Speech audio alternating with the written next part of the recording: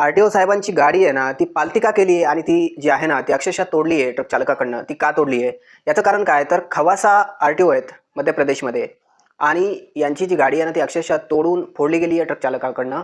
मोठ्या प्रमाणात अवैध वसुली होत होती आणि अवैध वसुली होत असताना तिथे ट्रक चालक आहेत. जर त्यांनी पैसे नाही दिले, तर त्यांना देखील मारलं जायचं, त्यांच्या गाड्यांच्या काच फोडले जायचे आणि त्याच्यानंतर मग ट्रक संघटना एकत्र आल्या, चालक-मालक एकत्र आले आणि त्यांनी आर-टी-ओच्या गाडीवरती झडप घातली. त्यानंतर तिथून आर-टी-ओ जे आहेत त्यांनी पळ काढला. आर-टी-ओने पळ काढल्याच्या नंतर त्यांची गाडी जी आहे ना, ती फोडून तोडून टाकलेली आहे.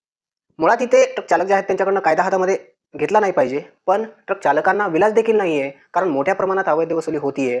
त्यामुळे इथे ट्रक चालक मालक जे आहेत ना, त्यांनी उद्रेक केला आहे आणि येणाऱ्या काळामध्ये खूप मोठा उद्रेक होणार आहे.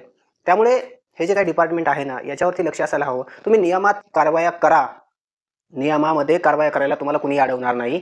ओव्हरलोड असतील, त्याचबरोबर बाकी गाडींचे पेपर असतील, या सगळ्या ज्या काही कारवाया आहेत त्या नक्कीच कराव्यात. पण अवैध वसुलीसाठी चालकांना किंवा मालकांना वेठीस धरणे चुकीचं आहे.